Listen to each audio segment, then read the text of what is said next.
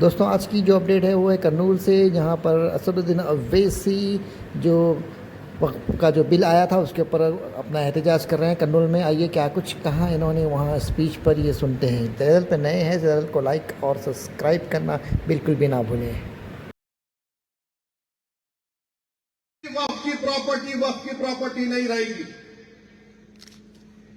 मिसाल के तौर पर ये आलीशान मस्जिद है, अभी हजरत बता रहे थे 300 साल पुरानी,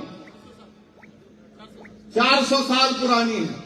इसमें पूछा गया कि इसको कब बनाया गया था, एग्जैक्ट डेट बताओ आप।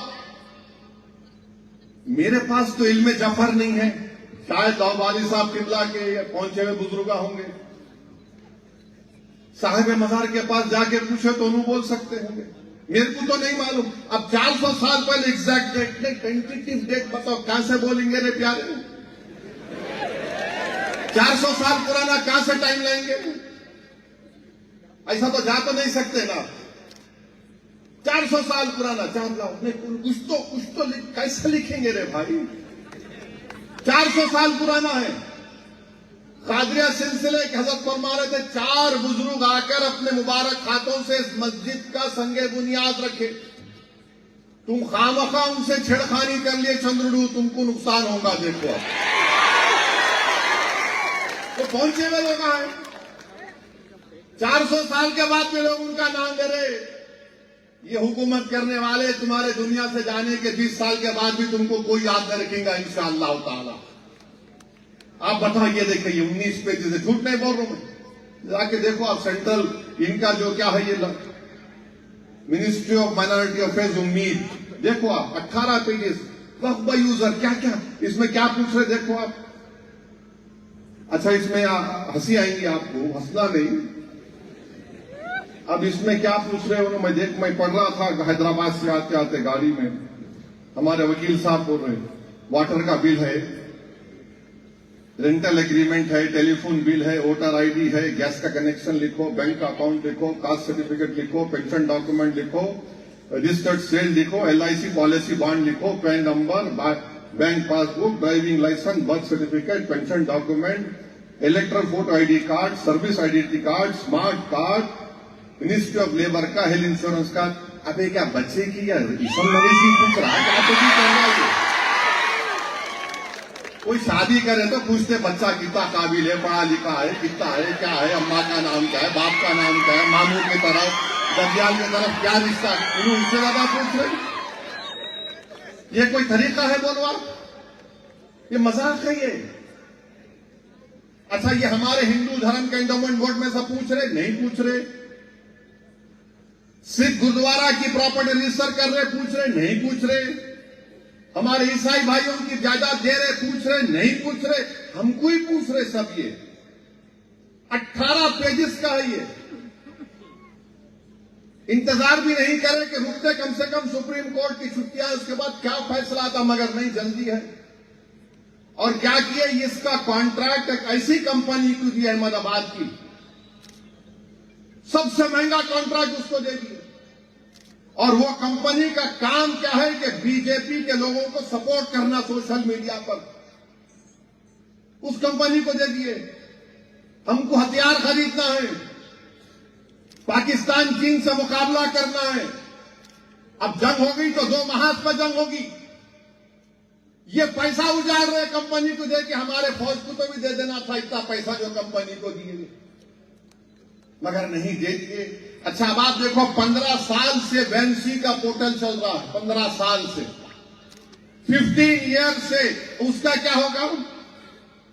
उसको आप इंप्रूव कर सकते थे रिवेरिफिकेशन प्रपोज करके, उसका वर्क फ्लो इंट्रोड्यूस कर सकते थे आप रेवेन्यू ऑफिसर को बता के। अब मोदी हुकूमत ने NIC को हुक्म दिया कि उस वैंसी पोर्टल में ऐड एंड एडिट फैसिलिटीज को खत्म कर दो। वैंसी पोर्टल में जो ऐड एडिट फैसिलिटीज थे, जो वैंसी का ऑनलाइन सिस्टम है, स्टेट वक्फ बोर्ड को परेशानी होगी। 8 अप्रैल से गजीद आ गया ये। इसका नुकसान क्या होगा कि जो प्रोसेसिंग मॉड्यूल है, जो लीजिंग मॉड्यूल है, सब रुक जाएंगे। वक्फ बोर्ड को नुकसान होगा, स्टेट वक्फ बोर्ड को। चंद्रबाबू नायडू को अगर इतना वो बोलते मैं आईटी, अरे ये क्या होगा फिर? तो मेरे अजीज दोस्तों और बुजुर्गों, इसकी सच्चाई यही है। और फिर इसमें पूछा जा रहा है कि आपकी जमीन क्या आदिवासी इलाके में है? अरे भाई, अगर आदिवासी इलाके में है तो क्या संविधान का आर्टिकल 25 वहां पर लागू नहीं होता? 14 लागू नहीं होता? 15 लागू नहीं होता? 26 लागू नहीं होता? 29 लागू नहीं होता? क्या बोलो हमको आप? और कांग्रेस के एक एमपी है लक्षद्वीप से, हमदुल्ला सईद उनका नाम है, आदिवासी है उन्होंने। क्या उनके ऊपर लागू नहीं होगा? वो आदिवासी है तो क्या वो अपनी जायदाद अल्लाह के नाम पर वक्फ नहीं कर सकते? वो उनके बाबा 9 बार के एमपी थे, सईद साहब, अल्लाह उनकी मग़फ़िरत करे।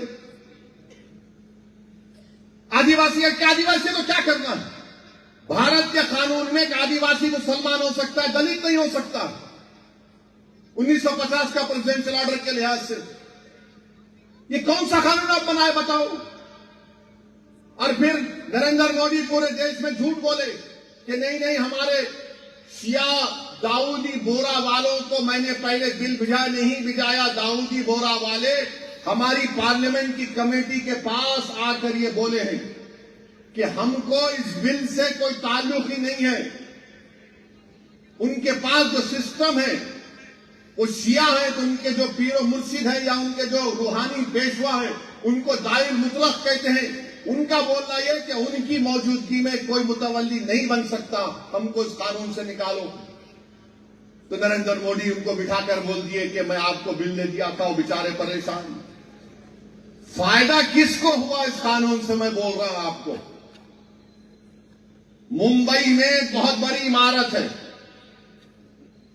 हिंदुस्तान का दौलत तरीन आदमी है। उस शख्स ने आज से 18 या 20 साल पहले उस वक्त बंबई था, एक यतीम खाना था वक्त खोजा मुसलमानों का, उसको उसने 20-21 करोड़ में खरीद लिया। गलती से गैर कानूनी तरीके से उसने अपना घर तामीर कर दिए। मुकदमा सुप्रीम कोर्ट में है।